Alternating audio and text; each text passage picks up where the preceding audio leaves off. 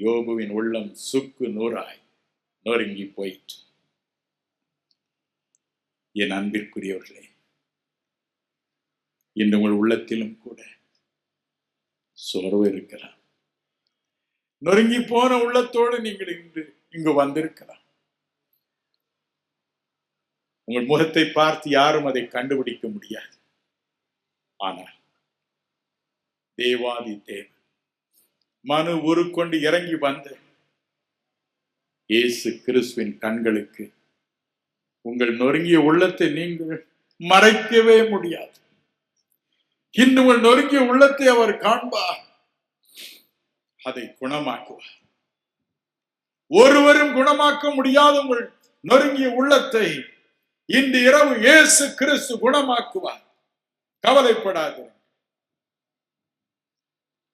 நான் வங்கியில் வேலை பார்த்து கொண்டு இருந்த பொழுது குண்டுராவ் என்று ஒரு கிளார்க் என்னிடம் வேலை செய்தார். மாலை ஆனால் போதும் எல்லாரிடம் சிடு சிடு என்று விழுவார். நல்ல வேலையாள். ஒரு நாள் அவரிடம் கேட்டேன், குண்டுராவ், ஏன் உமக்கு மாலையில் இவ்வளவு கோபம் வருகிறது என்று. இந்த வார்த்தை கேட்டவுடன் 2 கண்களிலும் கண்ணீர். அப்படியே சேரில் உட்கார்ந்து விட்டார். அவர் சொன்னார், சார், இன்னும் கொஞ்ச நேரத்தில் நான் வீட்டிற்கு போவேன், அங்கு என்னத்தை பார்ப்பேன். என் தாய் பல வருஷமாய் படுத்த படுக்கையா இருக்கிறார். எனக்கு தகப்பனார் இல்லை. எனக்கு ஒரு சகோதரி உண்டு. திருமணமாகாமல் வயது ஏறிக்கொண்டே போகிறது. என்னால் திருமணம் முடிக்க என் கையில் வசதி இல்லை. எனக்கு ஒரு ஊதாரி தம்பி உண்டு. வீட்டில் இருப்பதெல்லாம் திருடி திருடி விற்று விடுவான். வீட்டிற்கு போனால் நான் காண்பது இதுதான் சார். சார், நான் வெளியே சிரிக்கிறேன். என் உள்ளமோ உடைந்த உள்ளம். யாரும் என்னை விளங்கிக் கொள்ள முடியாது என்று சொன்னார். மனம் கசந்து அழுதார். அப்படி வந்திருக்கிறீர்களா? அல்லது என் கணவன் ஒரு குடிகார கணவன், ஒவ்வொரு நாளும் குடித்து வந்து அடிக்கிறான். நான் வாழ்வதை விட சாவது நல்லது என்று எண்ணி வந்திருக்கிறீர்கள். இயேசுவை அறிவார். உங்கள் உள்ளங்களை குணமாக்குவதற்கென்று, அந்த காயங்களை சுகமாக்குவதற்கென்று அவர் பூமிக்கு இறங்கி வந்தார். மனம் கலங்காது என்று இந்த கூட்டம் முடிவதற்கு முன்புதான் உள்ளங்களை அவர் குணமாக்குவார். ஹல்லேலூயா. உங்களை குணமாக்கி மட்டும்தான் அனுப்புவார். கவலைப்படாதிருங்கள். உங்கள் இருதயம் கலங்காது இருப்பதாக. எப்படி இதை உறுதியாக சொல்ல முடியும்? என் அன்பிற்குரியவர்களே, ஏசாயா 53:10 பாருங்கள். வேதம் சொல்லுகிறது, இயேசு கிறிஸ்து தாமே அந்த நொறுக்குதலினூடே கடந்து சென்றார்.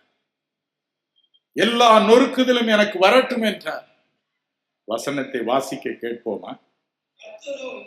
அவரை நொறுக்க சித்தமாகி அவரை பாடுகளுக்கு உட்படுத்தினார். அவரை நொறுக்க சித்தமானார். அவர் பாடுகளுக்கு உட்படுத்தப்பட்டார். அவர் நொறுக்கப்பட்டார். இயேசு கிறிஸ்து சிலுவைக்கு போகும் முன்பதாய் கெத்செமனே எனும் ஒரு தோட்டத்தில் தனித்து ஜெபிக்க போனார். தூரத்தில் துரோகியான யூதாசின் காலடிகள் கேட்கின்றன. மறுபக்கம் தான் நம்பி கூட்டி வந்த 3 சீடர்களும் உறங்குகிறார். மற்றவர்கள் எங்கு போனார்களோ தெரியாது. தனிமையில் புலம்பினார். இறைவனை நோக்கி பிரார்த்தனை செய்தார். உம்மால் எல்லாம் கூடும். இந்த பாத்திரம் என்னை விட்டு நீங்க கூடுமானால் இது நீங்கட்டும். இல்லை என்றால் உம் சித்தமாக கடவுள் என்றார். என் அன்பிற்குரியவர்களே, உலகில் தோன்றிய ஒவ்வொரு மனிதனுடைய உள்ளத்திலும் வரக்கூடிய ஒவ்வொரு நொறுங்குதலும் அவர் மீது வந்தது. ஒவ்வொரு நொறுங்குதலும் அவர் மீது வந்தது. ஒவ்வொரு மனிதன், ஒவ்வொரு பெண், ஒவ்வொருடைய வாழ்க்கையிலும் வரக்கூடிய ஒவ்வொரு விதமான நொறுங்குதலையும் தேவன் அவர் மீது சுமத்தினார். அவர் நொறுக்கப்பட்டார். தாங்க முடியாத வேதனை அவருடைய உள்ளத்தை வாட்டியது. வேதம் சொல்கிறது, மிகுந்த வியாகுலத்தோடு அவர் ஜெபித்தார். மிகுந்த வியாகுலம். ஒவ்வொரு மனிதனுடைய வியாகுலத்தையும் அவர் சுமந்தார். வேதம் சொல்கிறது, சங்கீதம் 25:17, தேவனே, என் ஆத்ம வியாகுலங்களை நீர் அறிந்திருக்கிறீர், எனக்கு உதவி செய்யும் என்று மக்கள் புலம்புவதாக. சங்கீதம் 31:7 கூட அதே காரியத்தை சொல்கிறது. என் வியாகுலங்களை நீர் அறிந்திருக்கிறீர், எனக்கு உதவி செய்யும் என்று ஒவ்வொரு மனிதனும் பெண்ணும் இயேசுவை நோக்கி கதறுகிறார், தேவனை நோக்கி கதறுகிறார். எனவே இயேசு சொன்னார், ஒவ்வொரு மனிதனுடைய ஒவ்வொரு பெண்ணினுடைய வியாகுலத்தையும் நொறுக்குதலையும் நான் சுமக்கட்டும் என்றார். மிகுந்த வியாகுலம் அவரை பிடித்தது. அவருடைய சரீரம் நொறுங்கியது. லூக்கா 22:43-44 வசனங்களை வாசிக்க கேட்போமா? அப்பொழுது வானத்திலிருந்து ஒரு தூதன் தோன்றி அவரை பலப்படுத்தினான். அவர் மிகவும் வியாகுலப்பட்டு அதிக ஊக்கத்தோடே ஜெபம் பண்ணினார். அவருடைய வேர்வை இரத்தத்தின் பெருந்துளிகளாய் தரையிலே விழுந்தது. இரத்தத்தின் பெரும் துளிகளாய் தரையில் விழுந்தது. அவ்வளவு வேதனை, அவ்வளவு சஞ்சலம். என் அன்பிற்குரியவர்களே, இன்று கடினமான நொறுக்குதலின் பாதையில் போய்கொண்டிருக்கிறீர்களா? கவலைப்படாதிருங்கள். உங்கள் நொறுக்குதலை அவர் அறிவார். உங்கள் நொறுக்குதல் எப்படி இருக்கும் என்பதை அவர் அறிந்திருக்கிறார். அந்த வழியை கடந்து போயிருக்கிறார்.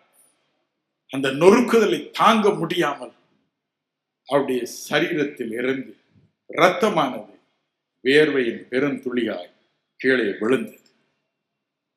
நீங்கள் சொல்கிறீர்களோ, நான் இரத்த கண்ணீர் வடிக்கிறேன் ஐயா. அடிக்கடி நாம் சொல்கிறோம் இல்லையா, நான் இரத்த கண்ணீர் வடிக்கிறேன், இரத்த கண்ணீர் வடிக்கிறேன். யோபு சொன்னான், யோபு 16:18, பூமியே என் இரத்தத்தை மூடி போடாதே, நான் இரத்த கண்ணீர் வடிக்கிறேன், என் இரத்தத்தை நீ மூடி போடாதே, அதை இறைவன் பார்க்கட்டும், பதில் கொடுக்கட்டும் என்று புலம்பினான். நமக்கும் அப்படித்தான். நம் இரத்த கண்ணீரை அவர் பார்க்கிறார். 1969 ஆண்டு என்னுடைய 2 நுரையீரல்களும் பழுதுபட்டு போயின. எப்பொழுதும் இரத்தத்தை உமிழ்ந்து கொண்டே இருப்பேன். என் உருவம் எலும்பும் தோலுமாயிற்று. ஒரு பக்கம் சரீரத்தில் பாடு. இரவு வரும் பொழுது காலை எப்பொழுது வரும் என்று காத்திருப்பேன். இரவெல்லாம் வேதனை. நுரையீரலில் யாரோ நெருப்பை கொளுத்தி போட்டு விட்டது போல் இருக்கும். இரவெல்லாம் கூச்சலிடுவேன், எப்பொழுது காலை வரும், காலை வரும். அதே வேதனை. மறுபடியும் புலம்புவேன், எப்பொழுது இரவு வரும், நான் இளைப்பாறுவேன். இரவும் பகலும் வேதனை. என் மனைவி பிள்ளைகளை பார்க்கும் பொழுது இரத்த கண்ணீர். தேவனை நோக்கி இரத்த கண்ணீர். உமக்கு உண்பதாய் உத்தமமாய் நடக்கவில்லையா? சன்மார்க்கனாய் நடக்கவில்லையா? உடைய அன்பை பற்றி கணக்கற்ற மக்களுக்கு நான் சொல்லவில்லையா? ஏன் என்னுடைய நுரையீரலில் இருந்து ரத்தம் வருகிறது? ஏன் எனக்கு இந்த வேதனை? ஏன் இந்த நொறுக்குதல்? கடைசியாக மரணத்திற்கும் எனக்கும் ஒரே ஒரு வாரம் தான் இருந்தது.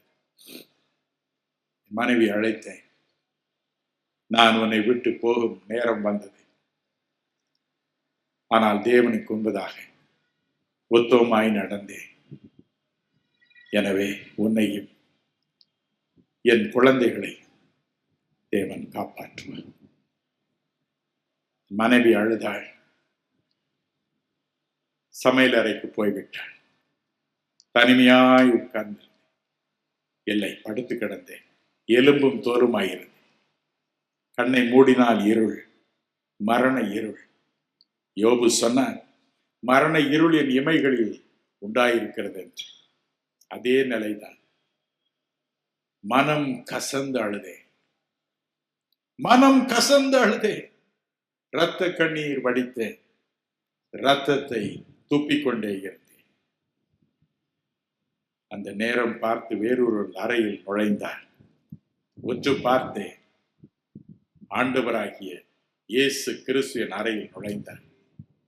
ஹல்லேலூயா! அவருடைய பிரசன்னம் எல்லாவற்றையும் மாற்றும். என் அருகில் வந்து உட்கார்ந்தார். ஏன் அழுகிறாய்? ஏன் புலம்புகிறாய்? நான் சொன்னேன், என் வேதனை என்னால் தாங்க முடியவில்லை, என்னால் தாங்க முடியவில்லை. ஒவ்வொன்றாய் பதில் சொன்னார். இறுதியில் அவர் சொன்னார், என் மகனே, நீ இந்த வேதனையின் பாதையில் கடந்து போனால் ஒழிய என் மக்களுடைய வியாதி படுக்கையின் வேதனை நீ அறியவே முடியாது. எனவே இதை அனுமதித்தேன். எனினும் இப்பொழுது நான் உன்னை எழுப்புவேன், மறுபடியும் நீ என் ஊழியத்தை செய்வாய் என்றார். ஒரே ஒரு தொடுதல், மறைந்தார். அற்புதம் ஆச்சரியமாக என் உடல் தேர ஆரம்பித்தது. டாக்டர் சொன்னார், என்ன ஆச்சரியம், என்ன ஆச்சரியம் இது, உயிர் பெற்று எழுந்தேன். என் அன்பிற்குரியவர்களே, நம் நொறுக்குதலை அவர் அறிந்திருக்கிறார். இன்று இரவும் கூட இரத்த கண்ணீரோடு நீங்கள் வந்திருக்கலாம், வேதனையோடு வந்திருக்கலாம், வாழ்வதை விட நான் சாவது நல்லது என்று சொல்லி வந்திருக்கலாம். சரீரத்தின் பாடுகளினால் ரத்தத்தை நீங்கள் என்னை போல துப்பிக் கொண்டிருக்கலாம். கணவனுடைய அடி பொறுக்க முடியாமல் உடலெல்லாம் காயத்தினால் வீங்கி இரத்த கண்ணலோடு நீங்கள் வந்திருக்கலாம். அழுது கண்கள் இரத்தத்தை போல தோற்றம் அளிக்கலாம். கவலைப்படாதிருங்கள். அல்லது நோய்கள் உங்கள் சரீரத்தை வாட்டி வதைப்பதினால் சரீரத்தில் பலவிதமான பாடுகளோடு சஞ்சலத்தோடு வந்திருக்கலாம். இந்த நோயில் வாழ்வதை விட சாவது நல்லது என்று எண்ணி புலம்பி வந்திருக்கலாம். ஆனால் இன்று இரவு உங்கள் துயரத்திற்கு ஒரு முடிவு தரும் இரவு. இன்று இரவு உங்கள் துயரத்திற்கு ஒரு முடிவு தரும் இரவு. ஹல்லேலூயா, ஹல்லேலூயா, ஹல்லேலூயா. காரணம் ஒன்றே, மனு ஒரு கொண்டு இறங்கி வந்த தேவாதி தேவனாகிய இயேசு கிறிஸ்து கெத்செமனே தோட்டத்தில் உங்களுடைய நொறுக்குதல் அத்தனை தான் அனுபவித்தார். அனுபவித்த அவர் வேதனையோடு மன உருக்கத்தோடு உங்களுடைய வேதனையை நீக்குவதற்காக அருகே உலாவிக் கொண்டிருக்கிறார். ஒவ்வொரு அருகிலும் அவர் உலாவிக் கொண்டிருக்கிறார். வேதம் சொல்கிறது, எபிரேயர் 2:9, ஒவ்வொருவருக்காக அவர் மரணத்தின் கசப்பை ருசி பார்த்தார். ஒவ்வொருவருக்காக, ஒவ்வொருவருக்காக, ஒவ்வொருவருக்காக. ஒருவராவது இன்று இரவு ஆசீர்வாதம் பெறாமல் போகவே முடியாது. ஒருவராவது தங்கள் நொறுக்குதலுக்கு ஒரு பரிகாரத்தை கிறிஸ்துவிடம் இருந்து பெறாமல் நீங்கள் போகவே முடியாது. ஹல்லேலூயா! எத்தனை பேர் அதை நம்புகிறீர்கள்? கரங்களை உயர்த்த அவருக்கு நன்றி செலுத்துங்கள். பார்க்கலாம், அவர் உங்கள் அருகே உலாவிக் கொண்டு இருக்கிறார், உங்களை உற்று பார்த்து கொண்டு இருக்கிறார், நொறுக்குதலை பார்த்து கொண்டு இருக்கிறார், இருதயத்தின் நொறுக்குதலை பார்த்து கொண்டு இருக்கிறார், சரீரத்தின் நொறுக்குதலை பார்த்து கொண்டு இருக்கிறார். இப்பொழுது உங்களை குணமாக்குவார். இன்று இரவு உங்களுக்கு விடுதலை அருளை செய்வார். நாளைக்கல்ல, இன்று. இன்று என்னோடு சொல்வீர்களா? இந்த வார்த்தையை சொல்வீர்களா? நாளைக்கல்ல, நாளைக்கல்ல, நாளைக்கல்ல, நாளைக்கல்ல, இன்று, இன்று, இப்பொழுது இயேசுவை ஆசீர்வதிப்பார். இயேசுவை தொடுவார், என் நொறுக்குதலை நீக்குவார்.